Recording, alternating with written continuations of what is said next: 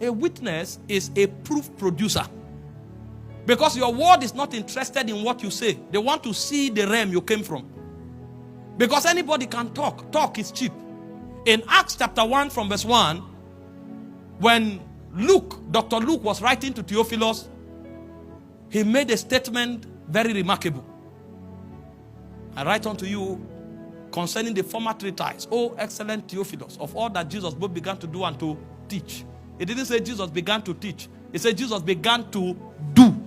So the world wants to see. When you say God is alive, they say, where is he? If you don't have the ability to demonstrate God, no matter how intelligent your message is, it can affect a generation.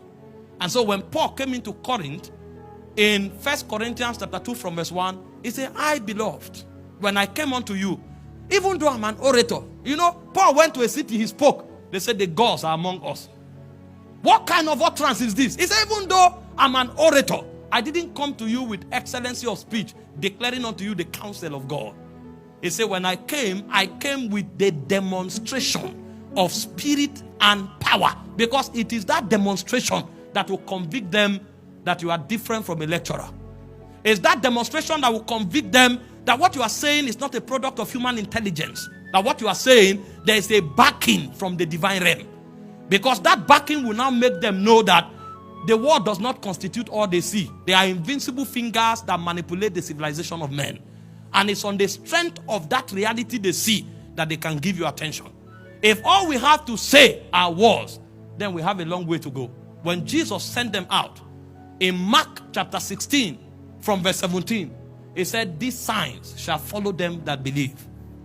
In my name, he said, they shall cast out devils. Now, men don't command spirits unless you are working with a superior spirit. And so when you speak and spirits obey you, it means you are not a man. There is something bigger than a man working with you or within you.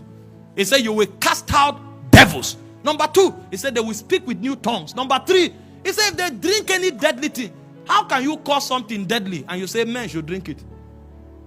It's not encouraging them to drink, but he said by any chance if they drink it, it will hurt men because it's deadly. But he said it will have power over you. And he said they shall tread upon scorpions and serpents and it shall by no means hurt them. This is the first definition of a witness. It doesn't matter if you were part of them. It doesn't matter if everywhere is dark. Just come with power. When God called Moses, he was in Egypt before. But when Moses returned, it's not his clothes he changed. He wore something else.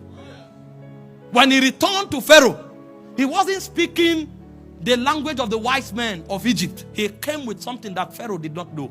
The hand of God was stretched over the land. Because God himself said in Exodus 14:30, he said, I will stretch forth my hand and I will strike Egypt with all of my signs and my wonders. The language Pharaoh heard was a 10-lettered language and they are all plagues.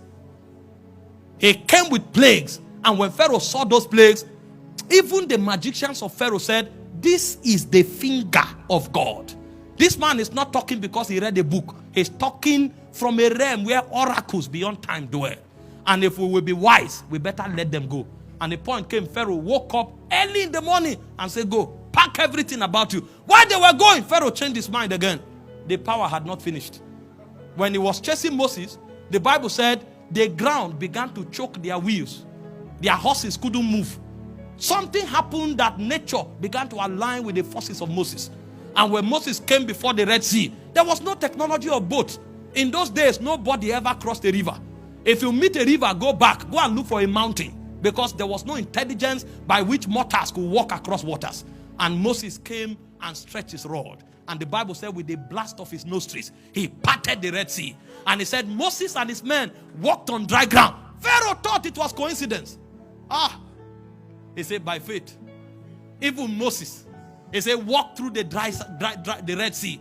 And he said Pharaoh are saying that it was a joke. Tried to walk and he drowned.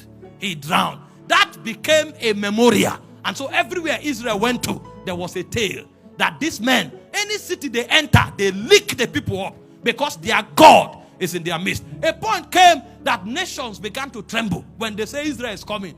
They begin to pack well. Either you cooperate with them or you are in trouble. So much so that Balak needed to hire Balaam to curse them. Because he knew that these people are not just a race. There's a power that dwells in their midst. He ascended the mountain. He wanted to curse them. He tried. He couldn't. There was a power. There was a power. He wanted to curse them. He will start prophesying. He said, how can you curse him that God has blessed? How can you curse? He said, for there is no... Oh my God. Oh my God. You have witnesses. We rise. When they drop charm for you, you woke up, you match it. And then the person who dropped it, they told him after 48 hours he will die. On the third day, you are whistling out of your house. He will kneel down and say, I want to serve your God. He said, there's no enchantment against Jacob. There's no divination against Israel. He said, the shout of the king is in their midst. They didn't know what was happening on the mountain, but the lion dwelt there. There was an oracle that no powers under heaven could defy, because a king dwells in their midst. It takes power to be a witness. If you have no proof, you are not yet a witness. You may be a Christian, but witnesses are men of power. In Acts 14:17, Acts 14:3 says, long time abode they, speaking boldly in the Lord. He said, the Lord confirming the words of his grace, granting that signs and wonders be done by their hands. Every time you find witnesses, there are supernatural elements. Those supernatural elements come to validate them, that these ones are ambassadors of another aeon. They came from another age. They are citizens of another civilization. The words they speak, they are oracles of an ancient spirit. And if you assume that what they are saying is English, touch them. He said, touch not my anointed. Do my prophets no harm.